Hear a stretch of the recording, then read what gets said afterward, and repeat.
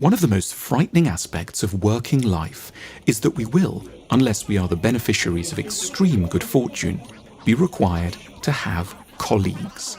The colleague is a creature who, endured over any length of time in situations of high stress and procedural complexity, presents one of the greatest threats to calm, composure, and soundness of mind. It was so much easier when we were kids. We could lie on the bedroom floor and in a few minutes of play build a plane, run a restaurant, or invade a country on our own. The problem with colleagues starts with the fact that they can't guess what we want. Everything needs to be explained to them, often very slowly and repeatedly. If this were not bad enough, many colleagues are at high risk of disagreeing with us about many things. They turn out to have a host of contrary opinions, their own quirks, pet peeves, and obsessive interests. And yet worse, they are very sensitive. If, lo and behold, we have to manage them, unless we speak to them in the right way, they'll become offended, develop grudges, start to cry, or report one to a superior. In the good old days, you could just shout. When most work was physical, management could be abrupt. Emotional distress didn't hold things up. One could still operate the brick-making machine at maximum speed, even if one hated the manager, or clean out the stables thoroughly, even if one felt the foreman hadn't inquired deeply enough into the nature of one's weekend. But nowadays, most jobs require a high degree of psychological well-being in order to be performed adequately. A wounding comment can destroy a person's productivity for a whole day. Without ample respect, recognition, and encouragement, huge sums of money can get wasted in silently resentful moods. If one has any concern for the bottom line, it seems one has little alternative but to try to be a little bit nice.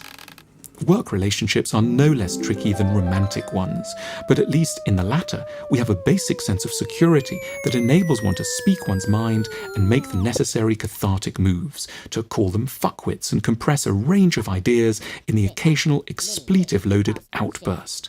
The office environment misses out on the cleansing frankness seemingly possible only when two people know they will have the option of having sex together after the bus stop.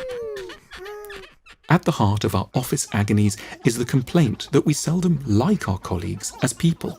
In a better world, we would be unlikely ever to want to spend any time at all with such disturbing and often unlikely figures. We shouldn't be surprised by our daily discomfort, given that these people were never picked out on the basis of psychological compatibility. We were formed into a unit because they had a range of technical and commercial competencies necessary for a task, not because they were fun lunch companions or were graced with a pleasing manner. We are like the unfortunate bride in a power marriage in the Middle Ages. A princess would be obliged to marry a certain prince because he owned an important lead mine, or the archers in his country were especially proficient. It would have been nice if the two liked each other a bit as well, but the stakes were generally far too high for this to be a relevant factor. The success of the realm depended on such matters as access to raw materials and military strength, not on whether the partner had a maddening giggle or a daunting overbite. To work well around colleagues requires not talent per se, but success at a range of dark psychological arts best summed up by the word politics. But political skill has woefully little in common with the reasons we were trained and hired to do our jobs in the first place. We may, as part of a good business education, have spent years studying the way to navigate a balance sheet, analyze competitors, negotiate contracts, and administer a logistics chain. But life at work requires quite different skills. The capacity to quietly accept glory for things that were not truly our doing. To distance ourselves from errors in which we were heavily implicated. To subtly foreground the failings of otherwise quite able colleagues, to turn cold at key moments towards emotionally vulnerable superiors, to flatter while not appearing to do so, to mould our views to suit the currently ascendant attitudes.